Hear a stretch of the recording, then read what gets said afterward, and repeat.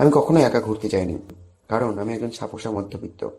ঘুরতে যাওয়ার কথা আসলেই আমার মনে আসে ছেলের কথা, বউয়ের কথা। নতুন কিছু দেখলেই চোখ গোল গোল করা একটা ছোট্ট হাসি মুখ, বা আমার খাদ্যরসিক বউ নতুন খাবার দেখে আর চোখে তাকানো, আবার বেশি খাবার খেয়ে ওজন বাড়ার অনুশোচনা। আমার কাছে ঘুরতে যাওয়া মানে এই সব কিছু। ঘুরতে যাওয়া মানে একটা নিখুঁত পরিকল্পনা।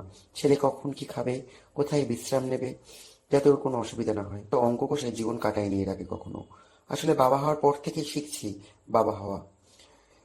তারপরে আসে সোলো ট্রিপ। সেখানে কিসে যাব, কোথায় থাকবো, কখন পৌঁছাবো, কি খাবো, কোনো ভাবনা ছাড়াই বেরিয়ে পড়া। পিছনে ফেলে রাখা ছেলের হাসি মুখ, বউয়ের সাথে চিমটি কেটে ঝগড়া। তাই বহুবার বললেও আমি কখনোই রাজি হইনি। মধ্যবিত্ত কি পারে এত সহজে নিজের বৃত্ত থেকে বেরিয়ে আসতে? ছোটবেলায় টিভিতে একটা বিজ্ঞাপনে দেখেছিলাম, একটি বছর চারেকের ছেলে প্যান্ট খুলে দৌড়াচ্ছে, আর তার পশ্চাৎ দেশ দেখা যাচ্ছে মানে সবাই দেখতে পাচ্ছে, পুরো পৃথিবী দেখতে পাচ্ছে। তখন আমাকে আমার মা জিজ্ঞেস করেছিল, তুই পারবি এরকম করতে? আমি বলেছিলাম, কোনো দিনই পারবো না। সেই ছোট্ট আমিটাও যে একটা মধ্যবিত্ত। আমার মা তখন আমাকে বলেছিল, তোর কিচ্ছু হবে না। যদিও আমি জানতাম আমার মধ্যবিত্ত মা মনে মনে খুব খুশি হয়েছিল।